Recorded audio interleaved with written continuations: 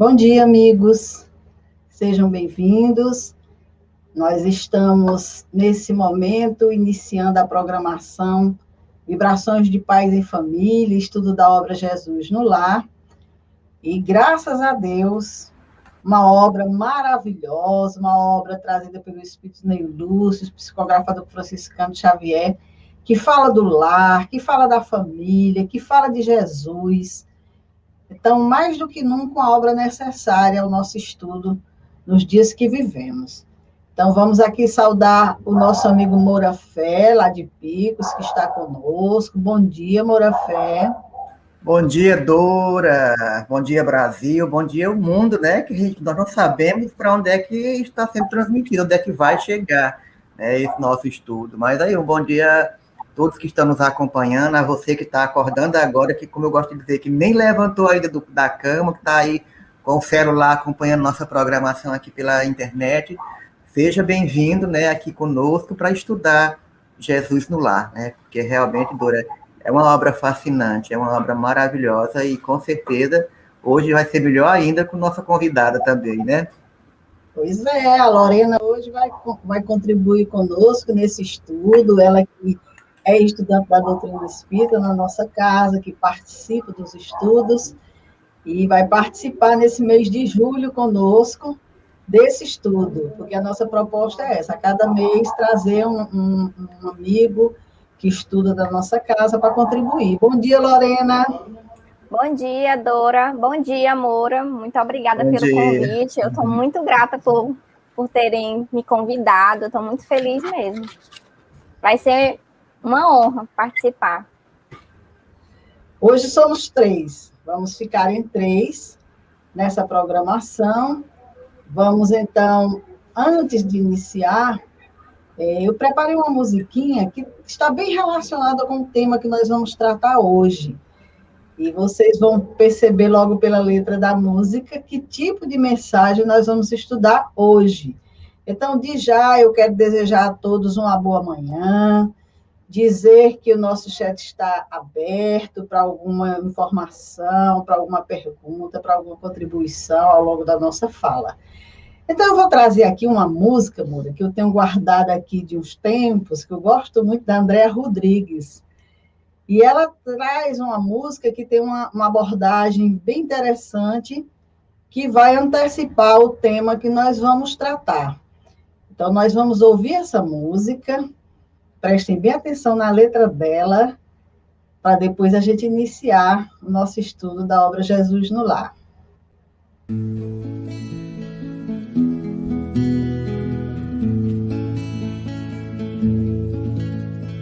Na canção do amor não se pode negar que enquanto houver mágoa ninguém vai amar. Na canção do amor não se pode negar que enquanto houver mágoa ninguém vai amar. Perdoar é tão difícil, pois exige sacrifício. É preciso entender que não basta dizer, o melhor é se renovar. Na canção do amor não se pode negar que enquanto houver mágoa ninguém vai amar. Na canção do amor não se pode negar que enquanto houver mágoa ninguém vai amar. Tente, vá em frente, experimente, liberte-se do mal que você sente.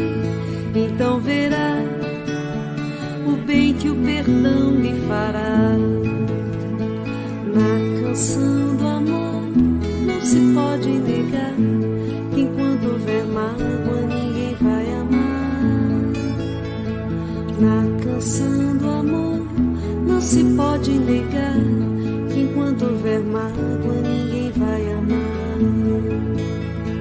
O primeiro passo é compaixão. Procure sentir pena, não ligue não. Quem nunca esteve em queda, que atire então a primeira pedra. Na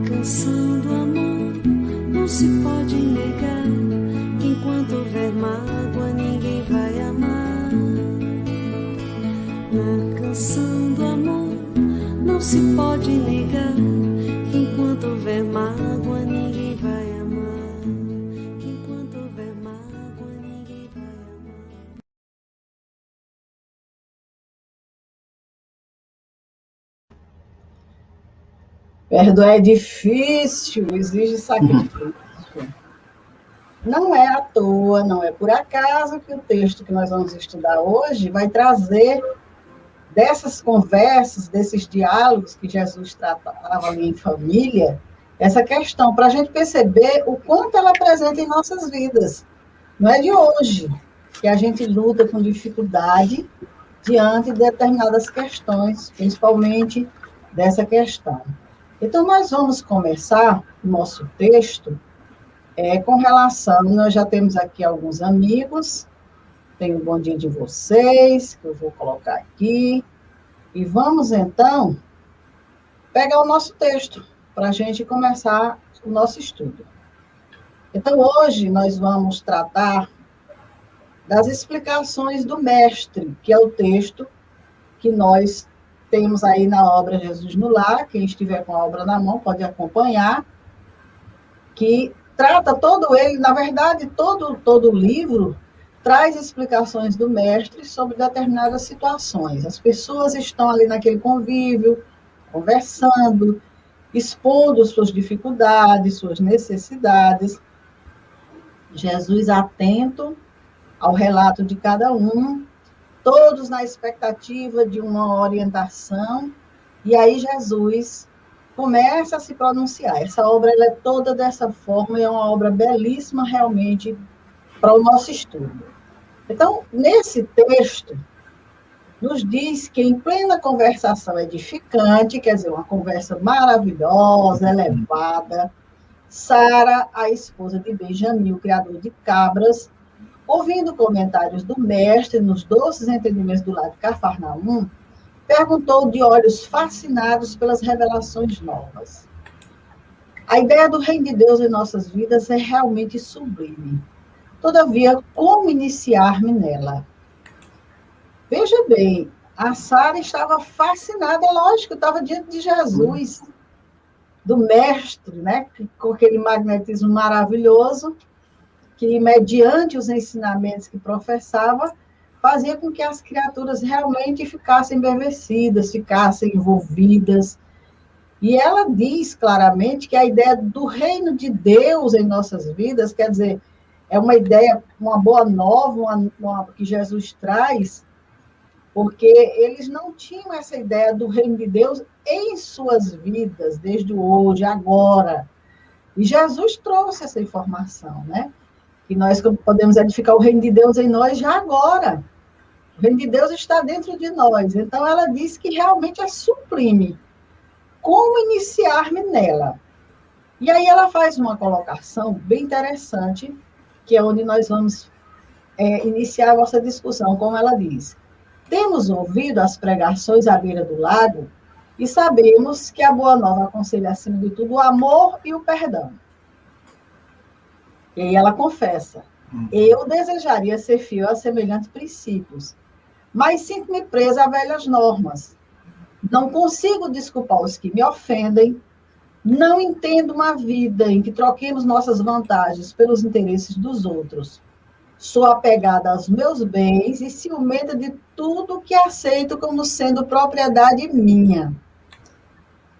Veja que colocação a Sara faz.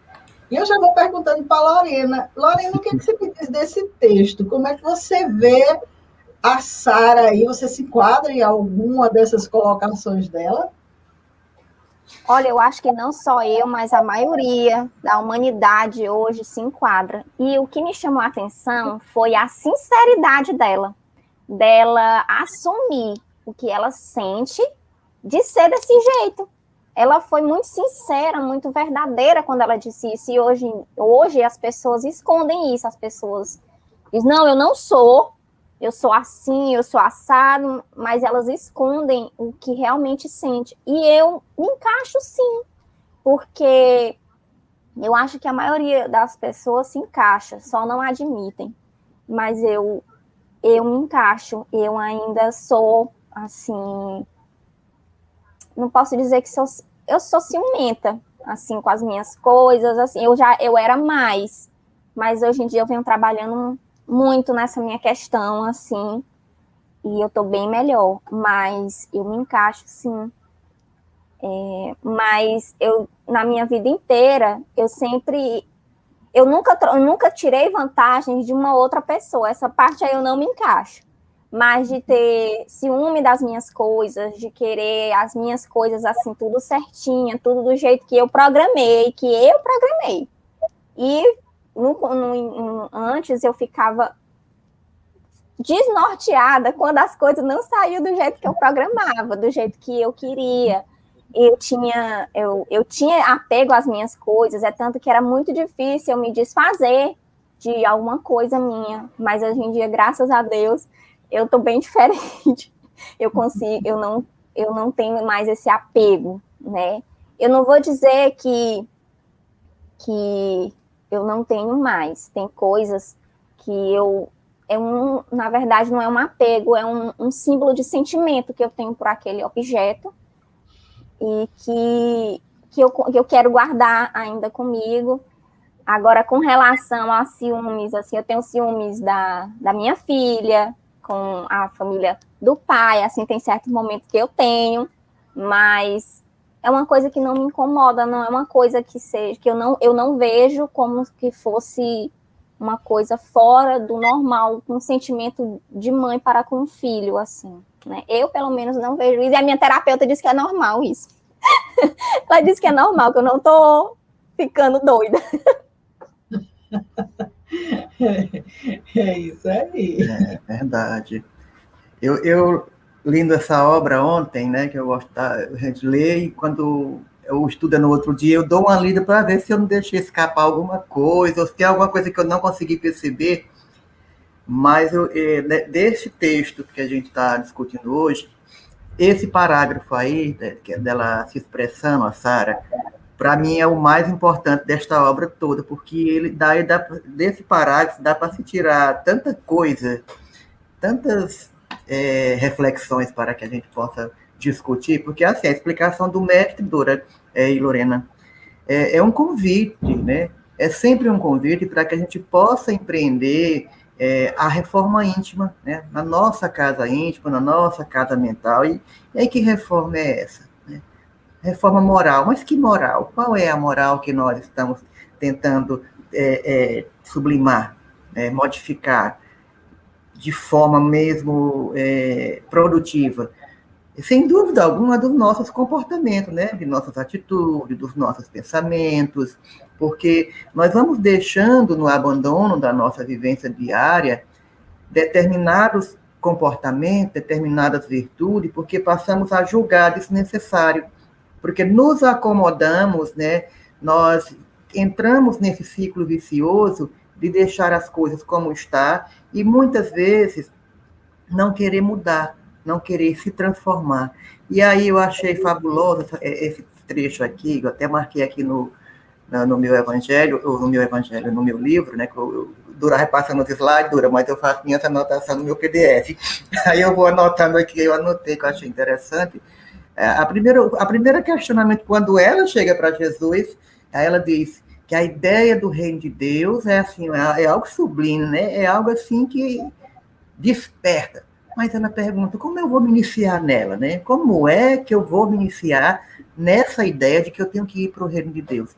Porque a Sara era uma mulher humilde, né? A renda deles trabalhavam com cabras, ela vivia, na verdade, dos leites, que ela ajudava na renda da família, porque ela pegava aquele leite, e o leite é que dava a renda maior para a família, né? Então, ela fazia várias outras atividades domésticas com aquele leite, para gerar uma renda.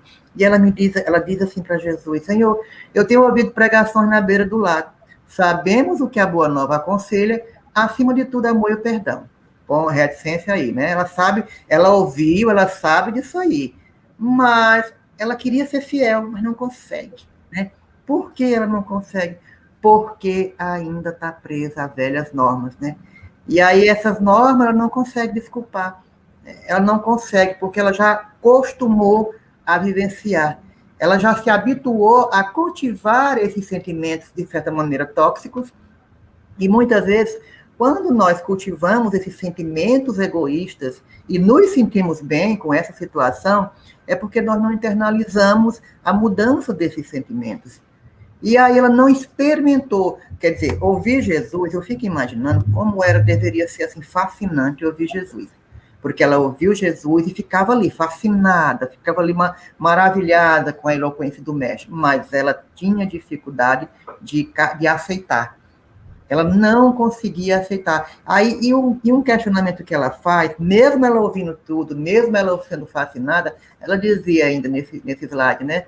Não entendo uma vida em que trocamos nossas vantagens pelos interesses do outro. Quais as vantagens, né? Quais os interesses do outro que ela se referia? Era a questão do perdoar o outro, era a questão do não guardar mágoa, de não guardar ressentimento, porque as velhas tradições, as velhas normativas, ainda nos deixam, de certa maneira, muito presos a conhecimentos arcaicos. E aí o que eu via nessa época aqui da Sara, Dora, me interrompe, porque eu estou falando demais. O que eu percebi, vou deixar meu raciocínio para não me estender muito, que nós estamos no primeiro slide. O que eu entendi aqui, que eu quero tirar, por dias atuais, é como nós ainda estamos presos a essas normas, né? Como nós vivemos em padrões normativos. Abre um parênteses para essas pessoas que, em nome da família tradicional, entre aspas, muitas vezes não aceitam as mudanças, não aceitam as pessoas, são preconceituosas, são intolerantes, são pessoas com maledicência, são pessoas desraigadas, e muitas vezes traz o azedume dentro de si, por conta que muitas vezes, como ela diz aqui, me sinto presa, né, às velhas normas, às velhas tradições. E aí não consegue desculpar, não consegue aceitar, não consegue deixar muitas vezes de ofender. E aí vem a matéria, né? O apego da matéria. Quando eu falo matéria, eu vou dizer a matéria sólida de objeto, a matéria carnal de pessoas também, que são dos seres materiais, né? Então, é muito apegado a isso, desde o ciúme até a posse, até o egoísmo da posse, né? A possessividade. Então, o conflito que a Sara tinha aqui era muito grande.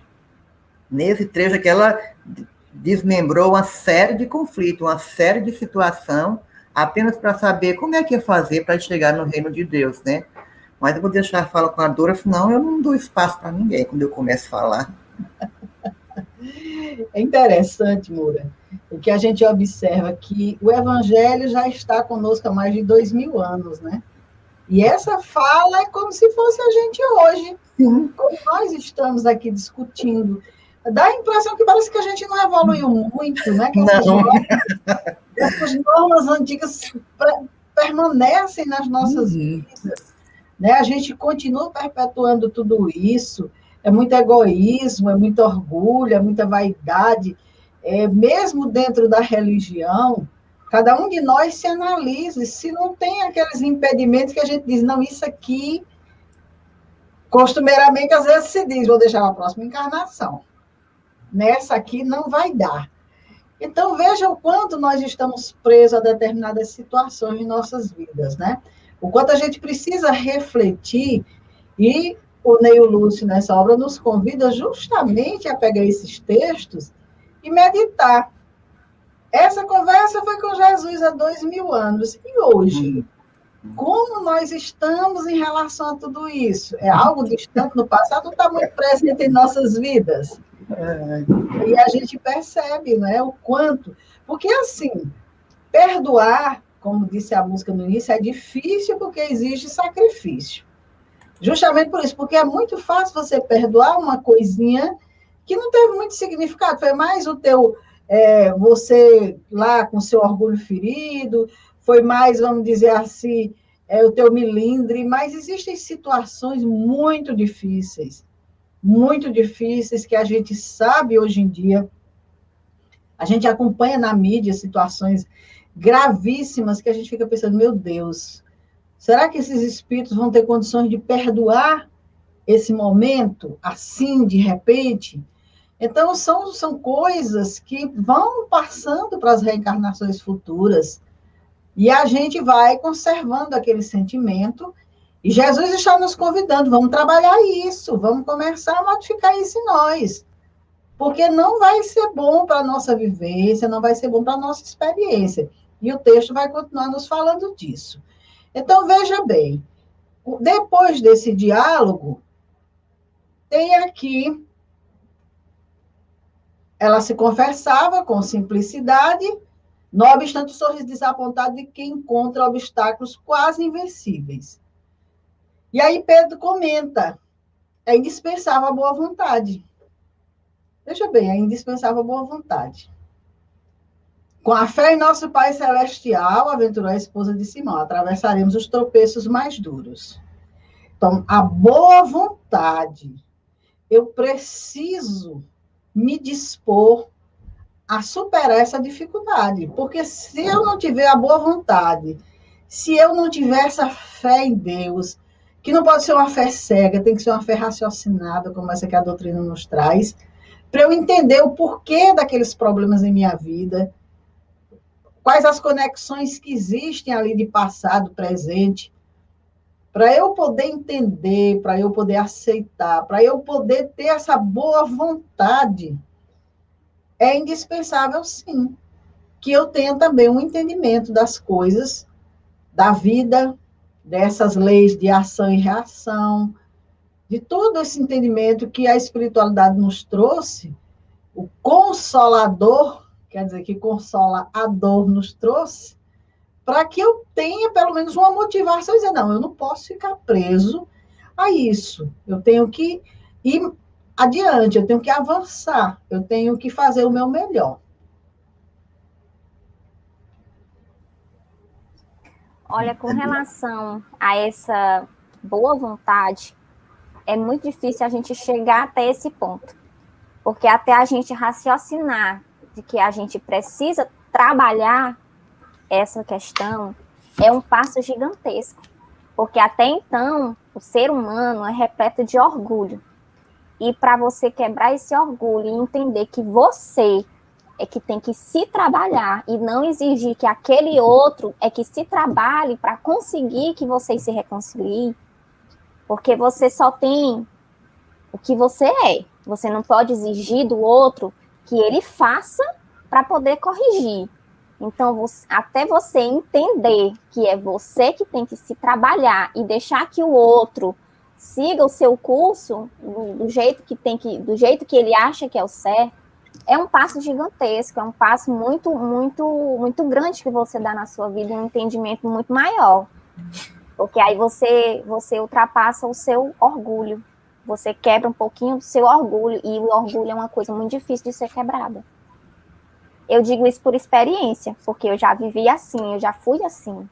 Até o momento em que eu me conscientizei que se eu não trabalhasse isso em mim, a minha vida ia ficar estacionada e eu ia viver cheia de amargura e frustração, foi um passo tão grande que meio que eu fui forçada a raciocinar para poder eu entender isso aí.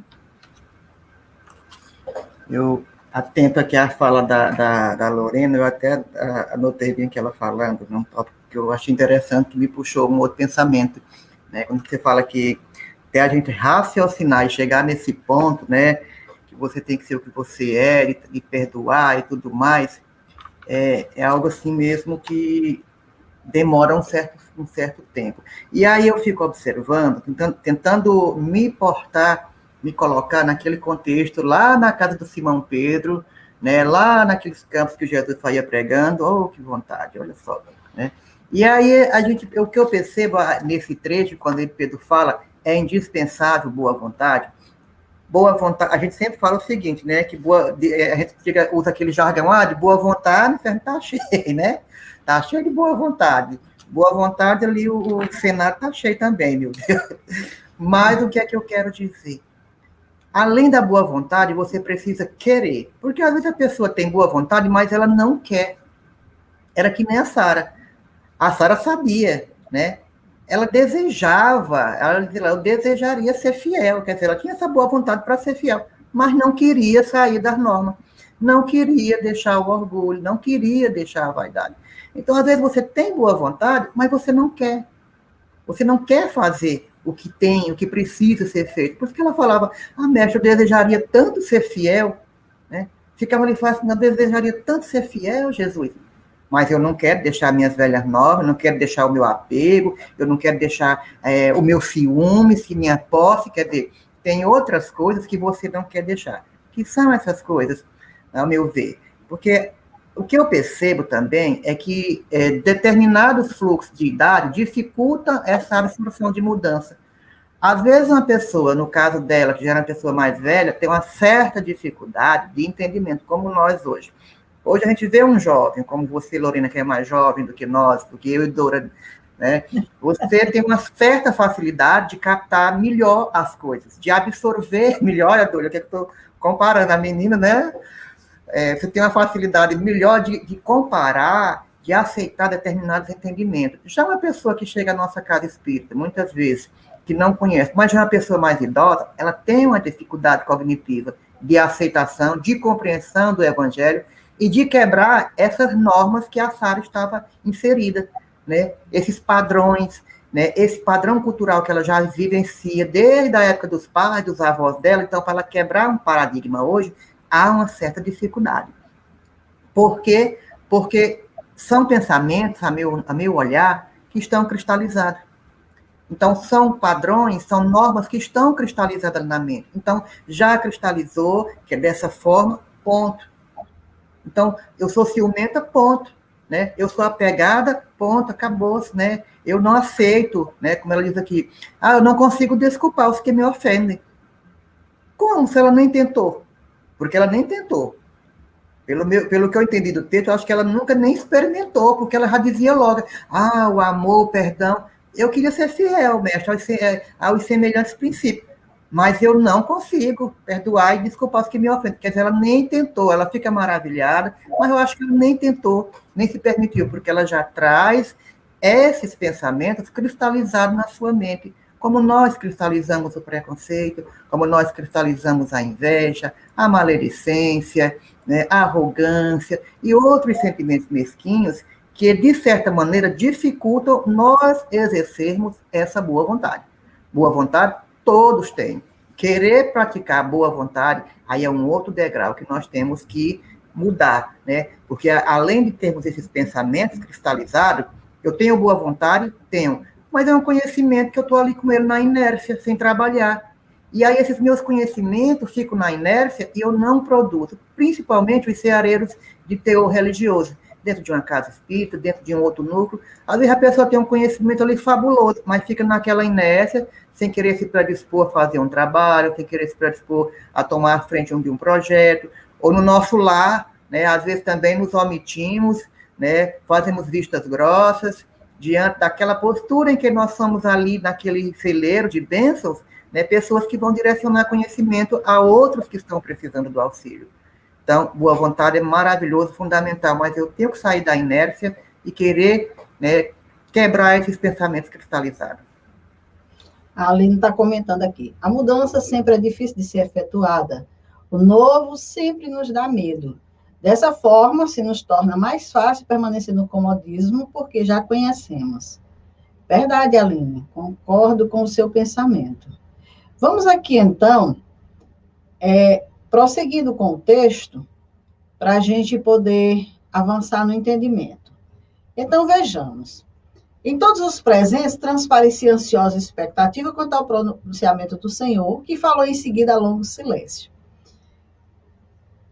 Essa fala de Jesus é maravilhosa. Como ele trabalhava, você parece até que ele não ouviu nada do que estava sendo dito, e de repente desviou o pensamento para outra conversa. Mas a gente vai ver onde que ele queria chegar. Sara, qual é o serviço fundamental de tua casa? É a criação de cabras. Redarguiu a interpelada curiosa. Veja bem, a gente pensa assim, sim, Jesus não estava prestando atenção na conversa, não? Mas ele vai, de repente, falar de cabras. Qual é o serviço essencial da tua casa? Ela está falando de um momento de dificuldades que ela está enfrentando, quase está ali, quase chorando, e Jesus diz, e aí, tuas cabras, como é que tá? Pois é. E aí ele diz, como procedes para conservar o leite inalterado e puro no benefício doméstico? Senhor, antes de qualquer providência, é imprescindível lavar cautelosamente o vaso em que ele será depositado.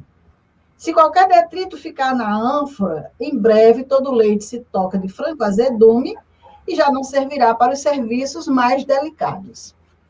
Sara respondeu Jesus como que ela procedia, né? Qual era o zelo, qual era o cuidado que ela tinha com o leite, que a gente sabe que é algo assim muito sensível. Qualquer coisinha pode azedar. Então, isso aí ela entendia. Isso aí ela sabia que era necessário. Se ela cuidava, se ela trabalhava com essa questão, ela precisava realmente ter aquele zelo, se ela queria ter lucro, se ela queria que as coisas acontecessem conforme o esperado. Aí Jesus sorriu e explanou. Olha, Jesus, assim é a revelação celeste no coração humano. Se não purificarmos o vaso da alma, o conhecimento, não obstante superior, se confunde com as sujidades do nosso íntimo, como que se degenerando, reduzindo a proporção dos bens que poderíamos colher. Jesus estava mais do que ligado no que Sara estava falando, mas ele queria alcançá-la, naquilo que ela entendia, no entendimento dela. E aí ele vai buscar aquelas coisas simples, o dia a dia, aquela vivência, aquilo que ela entende, aquilo que ela sabe exatamente, que ela não pode deixar de fazer de maneira nenhuma, senão ela vai perder o fruto do trabalho. E aí Jesus traz Sara para a realidade do dia a dia, do cotidiano, para trazer o ensinamento. Olha que maravilha! Assim é a revelação celeste do coração humano. Quer dizer, esse leite, essa revelação celeste, que nos é trazida por Jesus, pelos luminares que antecederam também sob o comando de Jesus, se a gente não limpar o íntimo, vai se misturar com as sujidades que estão lá, com aquelas velhas normas, né? Se a gente não se predispor, se a gente não buscar se trabalhar para receber esse novo reino, a gente vai continuar degenerando tudo que venha de orientação e de informação.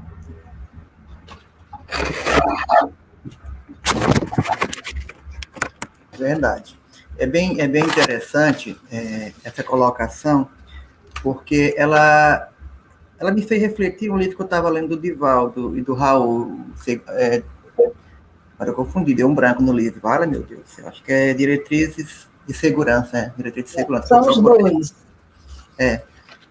São dois. Pronto, é isso mesmo, vou procurar. E aí, quando ele fala que é imprescindível lavar cautelosamente o vaso em que ele será depositado, né? Como nós precisamos estar límpidos para o conhecimento cristão, né? Como nós precisamos estar preparados para essa revelação que nos colocam num patamar, digamos assim, mais a caminho, né, da sublimação espiritual. E aí o Divaldo fala o seguinte, que mais ou menos assim que ele diz, né, que nós passamos a vida inteira, né, jogando em nossa mente, nosso subconsciente, pensamentos depressivos, pensamentos vulgares, pensamentos como esse que a Sara tinha bem aí, dos ciúmes, da posse. Então a gente fica o tempo todo com esses pensamentos, de modo que a gente vai criar, Dora, ideoplastias perniciosas. Porque nós sabemos que o nosso pensamento, ele plasma. A gente pensou na psicosfera, no astral, nós já plasmamos. Então, a gente passa a vida toda com esses pensamentos. É ciúmes, é egoísmo, é maledicência, o tempo todo, cultivando. Então, nós vamos criando ideoplastia perniciosa, e aí a gente fica com aquela mente toda sobrecarregada, toda abarrotada desses pensamentos no nosso subconsciente. E aí, quando a gente pretende, quando a gente busca assimilar um conhecimento mais puro, como ele diz aí, né, assimilar uma proposta de mudança, de exercício de mudança, de virtude, aí vem a dificuldade, porque os pensamentos que vão surgir do nosso subconsciente é aquele que mais alimentamos, é aquele que mais trabalhamos. Por isso que eu entendi assim, quando ele também fala bem aí, o conhecimento, não obstante superior, se confunde com a sujidade do nosso íntimo. Porque nós ficamos criando essas ideoplastias de pensamentos perniciosos. E aí, quando é para a gente trabalhar algo mais purificado, aí o que é que nós temos ali na nossa caixinha, né, na nossa casa mental? uma grande quantidade de lixo mental. E aqueles lixos se misturam e eles vão estar dando mais em evidência aqueles que têm mais. E aí, realmente, é um trabalho dificultoso, porque a nossa inércia de querer mudar, de querer trabalhar, ela não nos permite esse salto rápido, né? Porque tudo é demorado, né? Os processos são demorados de mudança. E nós não habituamos a exercitar, né, o trabalho, a prática, né, das virtudes com mais evidência, né? Com mais força, com mais perseverança no nosso cotidiano, porque nos acostumamos a deixar predominar as más inclinações, que são mais fáceis delas saírem e da gente botar de volta para dentro, dizendo que não tem mais, né? É muito mais fácil eu ter um momento de ira, de raiva, pronto, passou, não estou mais, estou aqui, estou calmo, estou ótimo, né? Mas elas estão ali, elas vêm e voltam, mas estão conosco, porque nós a alimentamos.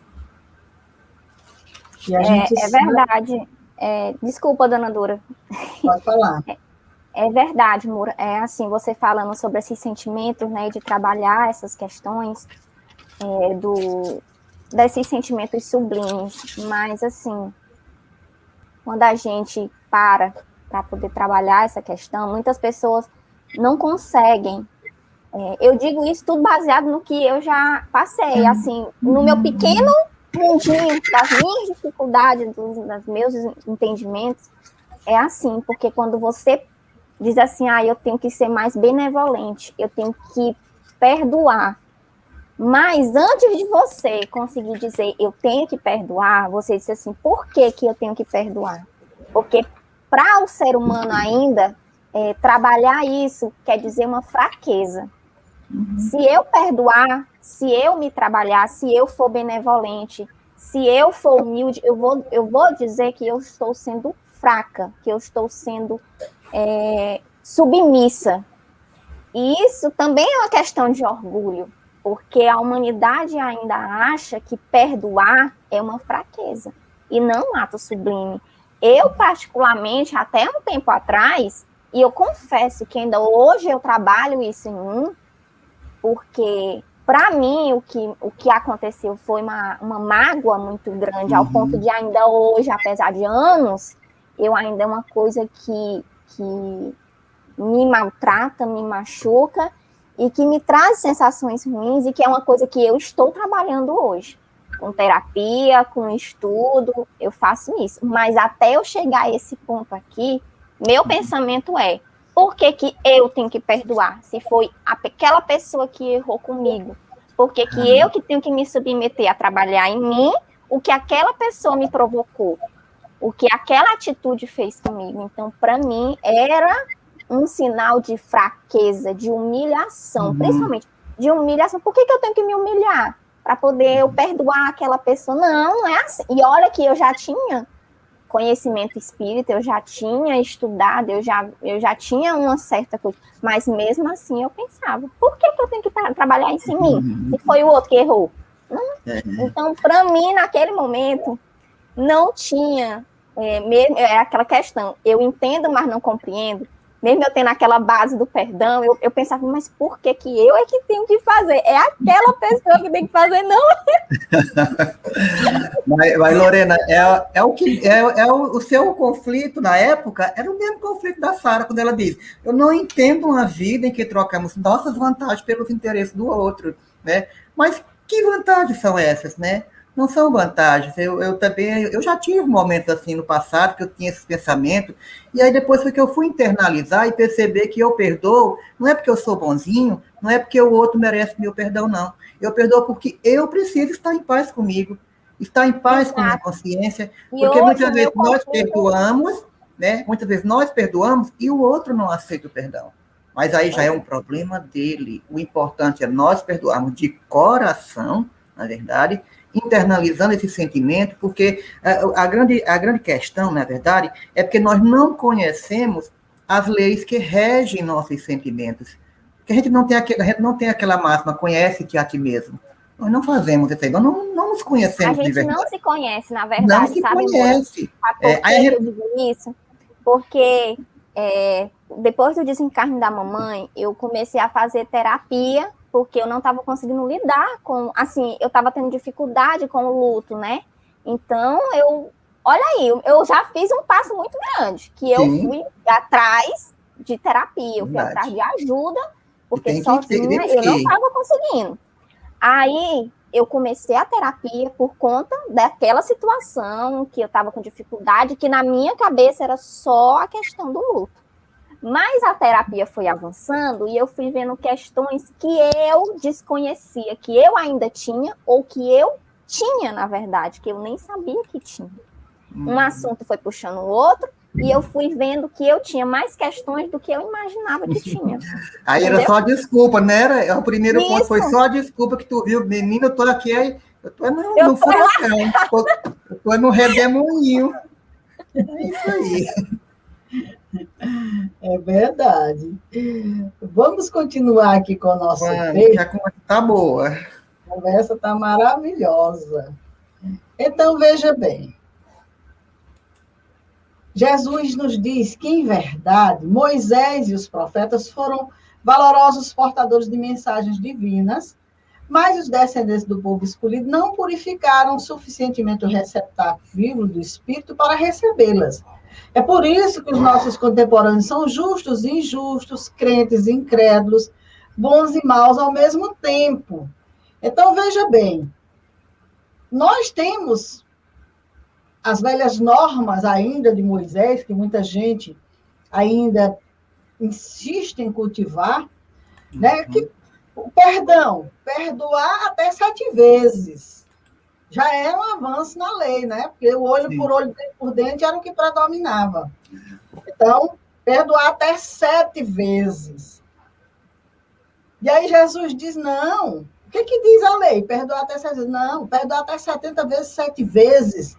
Aí Jesus já prolonga, já nos convida. Então, essas velhas normas foram trazidas pelos profetas.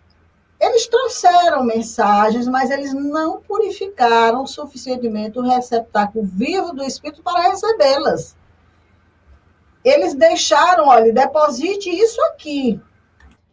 Quer dizer, ainda é rescaldo do primitivismo, ainda são ideias atrasadas, que não libertam o ser, que não dá harmonia, que não dá paz, que não dá serenidade. E aí Jesus nos convida justamente a adiantar o passo, porque, como ele diz, é por isso que nós hoje somos justos e injustos, crentes e incrédulos, bons e maus ao mesmo tempo. Porque a gente traz do passado, quer ser bom, mas o que a gente quer ser bom, a gente mistura lá com o que está estragado do passado, e com isso a gente não consegue ter uma definição justa da vida. E aí ele diz, o leite puro dos esclarecimentos elevados penetra o coração como alimento novo, mas aí se mistura com a ferrugem do egoísmo velho. Do serviço renovador da alma restará então o vinagre da incompreensão, adiando o trabalho efetivo do reino de Deus. Então, Jesus deixa claro. Se a gente não fizer o que Sara faz quando vai cuidar do leite, se a gente não limpar esse receptáculo, que é, como a Lorena bem colocou aí, cada um vai encontrar a sua maneira de fazer isso. Ela está encontrando o caminho dela. Cada um de nós vai encontrar, mediante as dificuldades que vão surgindo, a criatura uma hora vai dizer, não dá mais, eu tenho que fazer alguma coisa. E a partir desse entendimento em que nós vamos buscar, porque o vaso sujo somos nós. Então, nós que vamos ter que fazer essa limpeza. E a gente sabe que um vaso, quando está muito sujo, dá muito trabalho para limpar. Às vezes precisa várias e várias lavagens para poder a gente sentir que o vaso está limpo, não é isso? Bora. Ô, Lorena, fiquem à vontade para algum comentário. Na verdade, você falou muito claro esse trecho, né, que vai de encontro que a gente já discutiu, principalmente desde o momento que Jesus fez esse comparativo com ela, né, jogou a Sara para dar, que eu acho lindo, como Jesus fala, é que Jesus, ele não dá as respostas, ele faz com que você dê as respostas que você quer ouvir, que você tem dentro de si e muitas vezes você não sabe como expressar. todas as parábolas que a gente já viu e nos estudos, Jesus faz isso, né? Igual lá no primeiro do Simão, quando ele falava do peixe, que Simão ia vendido, da argila, aqueles comparativos, e aqui com a Sara do mesmo jeito, né? O que é que você faz com os leites e tal? Aí ela vai dar aquela conta todinha e ela mesmo dá a resposta, né? E aí é justamente o que ele está falando, né? É questão dos esclarecimentos oportunos, né? Dos esclarecimentos elevados, que chegam, né? Para alimentar nosso espírito, para elucidar nossa mente, clarear mais nossa mente, para que nós não venhamos a misturar, como ele diz, com essa ferrugem, né, do egoísmo velho, porque se nós não fizermos essa limpeza, né, não tirarmos esses lixos mentais que tem lá na nossa casa mental, então vai ficar difícil realmente que esse leite purificado, pegando por esse olhar, né, ele entre dentro de nós e ali faça uma internalização, uma renovação, uma mudança, uma transformação moral dentro do nosso organismo, dentro do nosso ser, dentro do nosso espírito, porque ficamos ainda atrelados, né, a conceitos coloquiais que vão nos dificultar, que vão nos atrapalhar, de certa maneira, vão retardar o nosso avanço, que poderia ser maior, né? Como ele diz, vai adiar, né, esse trabalho efetivo do reino de Deus, vai adiar essa nossa proposta, porque nós estamos passando por um momento delicado. Então, nós não podemos mais estar atrasando o nosso caminhar. Pelo contrário, o momento atual, ele nos convida a dar uma acelerada, a correr atrás das mudanças que não praticamos, trabalhar as virtudes que deixamos de trabalhar o perdão, trabalhar o arrependimento, nos modificar enquanto sentimentos e emoções. E aí eu tenho que acelerar, eu não posso adiar, eu não posso procrastinar, eu não posso botar freios em questão de mudanças para melhor. Eu preciso me renovar ou não vai restar muita coisa, né?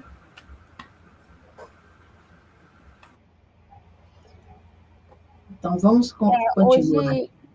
Hoje em dia, a gente está vendo um turbilhão de coisas acontecer, né? Por conta dessa pandemia, estourou tanta coisa.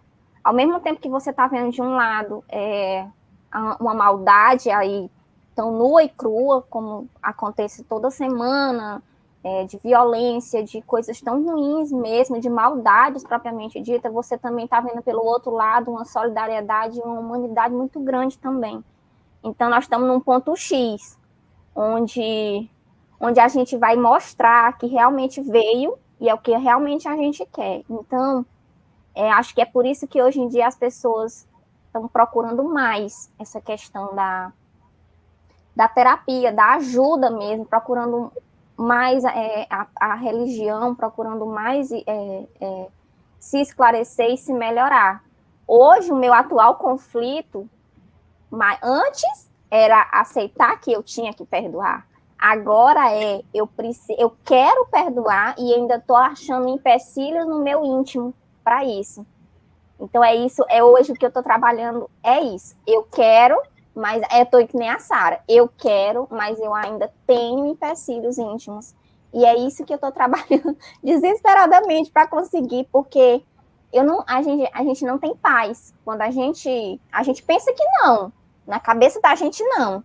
Mas quando a gente para pensar, quando a gente cria consciência, a gente entende que aquela situação cria uma situação no íntimo da gente, no mental da gente, de ansiedade, de conflito, de assim, tá sempre tendo que alimentar aquele sentimento ruim, e quando você cria a consciência de que não, aquilo não tá certo, de que você tem que trabalhar isso em você desacelera, e diz, não, vou respirar, e eu vou trabalhar, eu tenho que trabalhar isso, e aí você tem uma ânsia de se melhorar, uma ânsia de conseguir o perdão, de conseguir perdoar, na verdade, para poder você se acalmar, porque você já está cansado de lutar contra a correnteza. Eu fui assim, né? Eu estou nessa situação.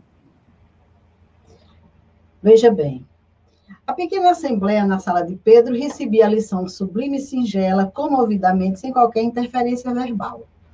O mestre, porém, levantando-se com discrição e humildade, afagou os cabelos da senhora que o interpelara e concluiu generoso. O orvalho no lírio alvo é diamante celeste, mas na poeira da estrada é gota lamacenta. Não te esqueça dessa verdade simples e clara da natureza. Veja que ensinamento maravilhoso. Jesus coloca esse entendimento entre aquelas criaturas, né? Porque o orvalho, ele está em nós. Nós somos esse orvalho. Agora, puro, se for puro, vai ser esse diamante celeste. Agora, na poeira da estrada, vai ser gota lamacenta. Se a gente se deixar permear, envolver por tudo isso que nós trazemos no nosso íntimo, que bem foi lembrado aqui pela Lorena, pelo Moura, não é algo fácil, é algo que precisa ser trabalhado no dia a dia. A gente vai trazer para nós cada vez mais dores, mais sofrimentos, mais dificuldades, quando, em realidade, a gente pode começar a se melhorar, a se trabalhar, a se transformar nesse orvalho puro. E aí, eu tenho aqui uma mensagem que eu vou passar rapidamente, e depois vocês vão comentar esse momento desse último slide, para a gente poder encerrar, porque já estamos caminhando para o nosso tempo, que é uma mensagem que se encontra no livro Pão Nosso, que é intitulada Cura do Ódio. Paulo diz o seguinte, em Romanos 12, 20. Portanto, se o teu inimigo tiver fome, dá-lhe de comer. Se tiver sede, dá-lhe de beber. Porque fazendo isso, amontoarás brasas de fogo sobre a sua cabeça. Então, o que Paulo quis dizer com isso? O Emmanuel, nessa mensagem, ele nos fala de que nós não devemos agravar atritos, não devemos desenvolver discussões, muito menos se desfazer em gestos bajulatórios com ninguém. Basta esperar pela oportunidade de manifestar o bem. E aí, o que ele diz, né?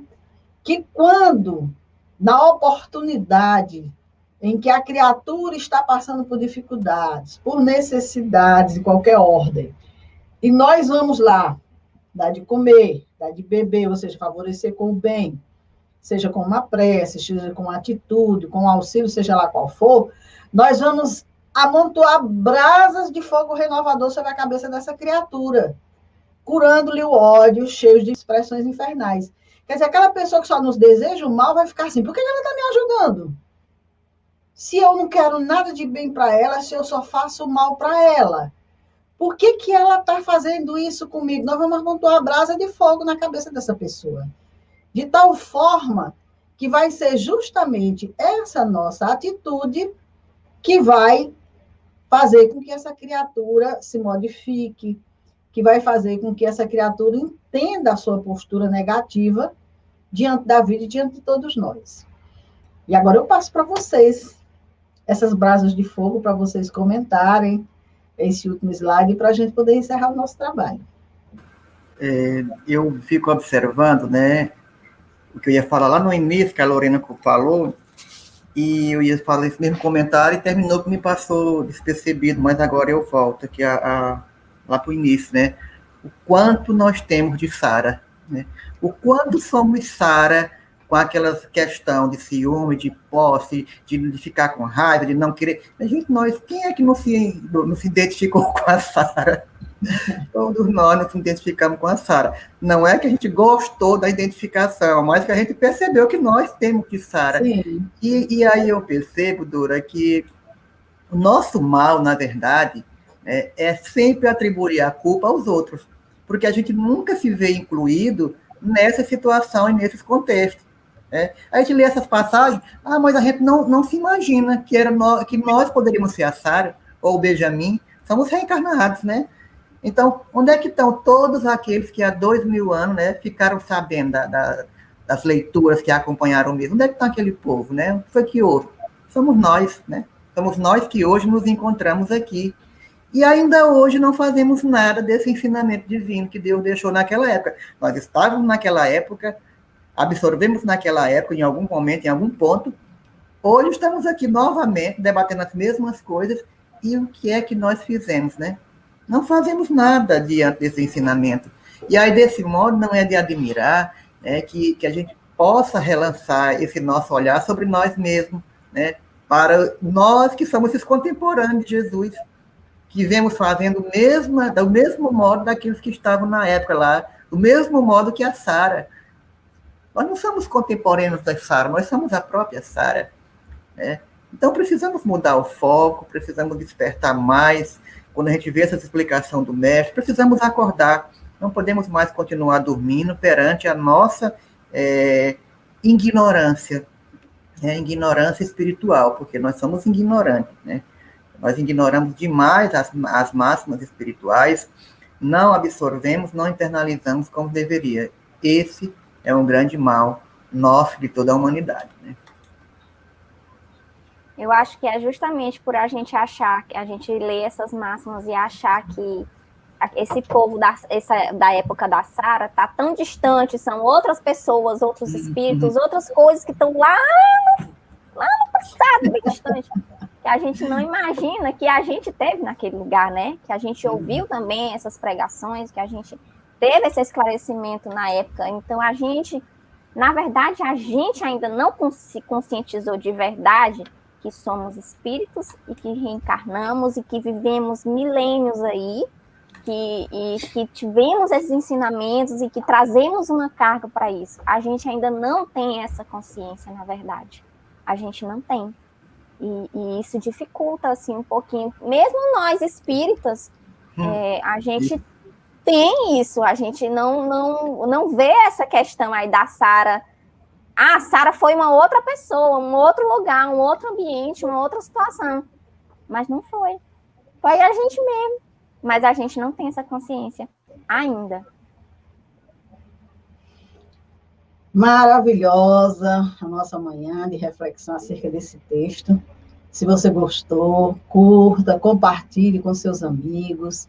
Esteja conosco no próximo sábado, às 9 horas, dando continuidade a esse estudo, porque nós estaremos aqui conversando sobre esses textos trazidos pelo Espírito Neio Lúcio e, com certeza, com a profunda identificação em todas as orientações, em todas as informações, em todos os diálogos.